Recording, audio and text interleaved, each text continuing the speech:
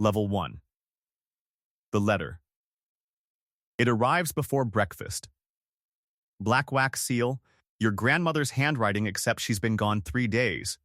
And this was written months before she died. Your hands are shaking before you even open it. Not from grief. From the fact that she wrote you something in secret, and secrets from a dying queen are never small. You've spent your whole life as the second daughter, the spare. The one who got the smaller room, the shorter guest list, the quieter headlines, while your older sister was groomed publicly, deliberately to wear the crown.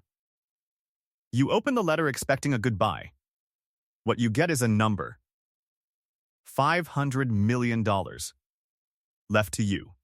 Not the palace. Not the title. Not a single word to your sister. Just you and one line underneath the number that you'll read maybe 40 times before the day is over. You were never the spare. You were the one who was paying attention. You don't even get to finish reading it twice before there's a knock at the door. The family lawyers are already downstairs.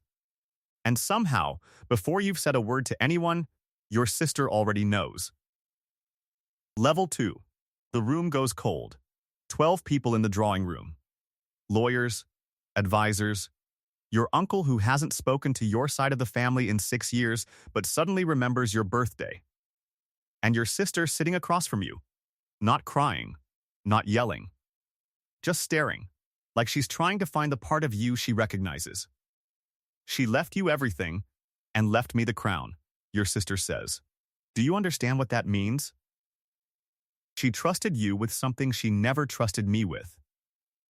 You don't have an answer. You didn't ask for this. You didn't even know it was possible. And now you're the one holding $500 million in a room full of people who all suddenly have an opinion about what you should do with it. By that evening, it's already leaked to the press. The forgotten princess inherits a fortune. Your face on every front page next to a number you haven't even processed yet. And that's when you make the decision that changes everything that happens next. Nobody outside this room finds out what you actually do with the money until it's already done.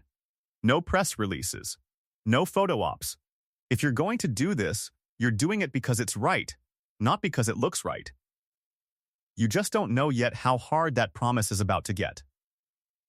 Level 3. $40 million spent.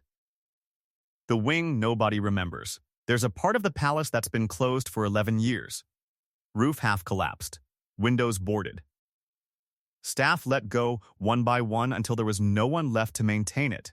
Nobody in your family has mentioned it in a decade.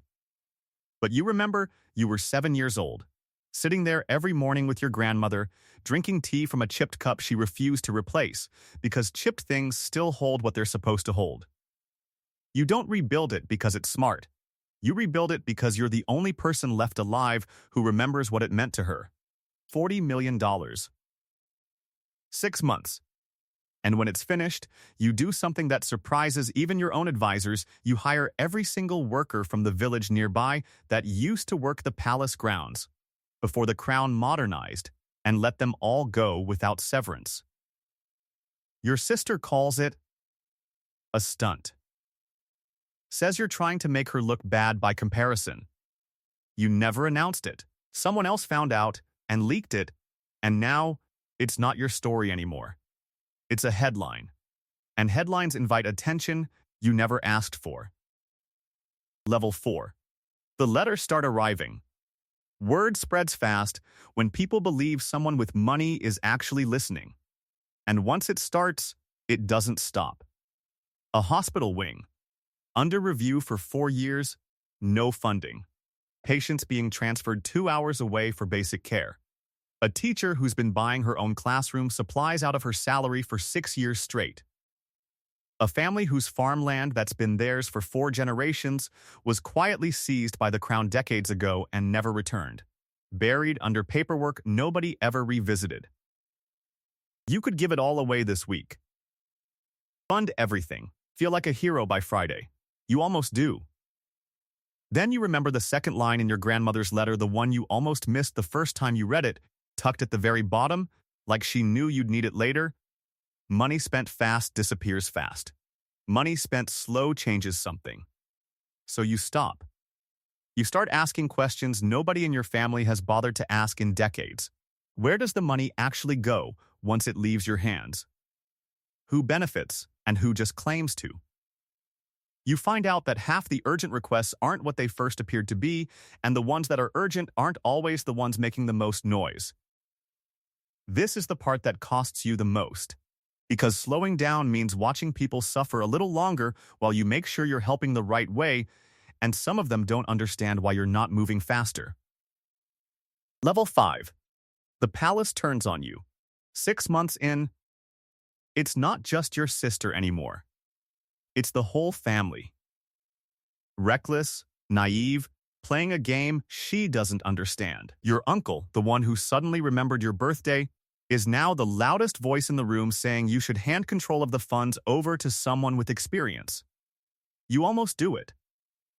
For about 4 days, you actually consider it, because being doubted by your entire family every single day is a specific kind of exhausting that money can't fix. Then, your grandmother's old assistant, the only other person alive who was in the room when the will was read, finds you late one evening in the old wing, sitting exactly where your grandmother used to sit. She says something you don't expect. She didn't leave it to you because you'd spend it well. She left it to you because you were the only one in this family who'd ask why first, before asking how much. You don't cry. You've been trying not to cry for 6 months. But something in that sentence finally lets you breathe. Level 6. The farm. The classroom. The wing. A year later. The hospital wing is funded, fully staffed, no more 2-hour transfers for basic care. The teacher has a classroom that isn't held together by her own paycheck anymore, and the farm the one seized 2 generations ago is returned. Full ownership. No conditions. No photo op. The family that's owned it for 4 generations still doesn't know your name is behind it. Most of the $500 million, nearly all of it, is gone. Not wasted. Placed, every dollar attached to something that's still standing because of it. And that's when the second letter arrives. Your grandmother's assistant hands it to you personally, one your grandmother apparently left with strict instructions not to deliver until the wing is finished and the money is gone. Inside, one line. Now you know why I never gave you the crown. The crown makes people watch you. I wanted to give you the one thing that lets you actually see them. Level 7. Your sister. At the door. She shows up unannounced.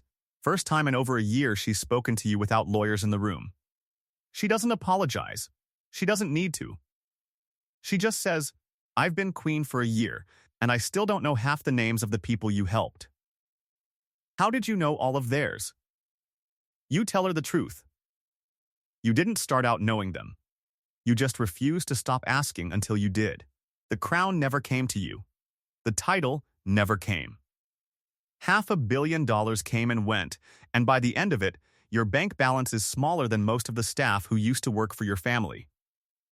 But something else came that nobody in the family expected, and nobody can take back. You were never the spare. You were just the only one who was paying attention, and now everyone else finally knows it too.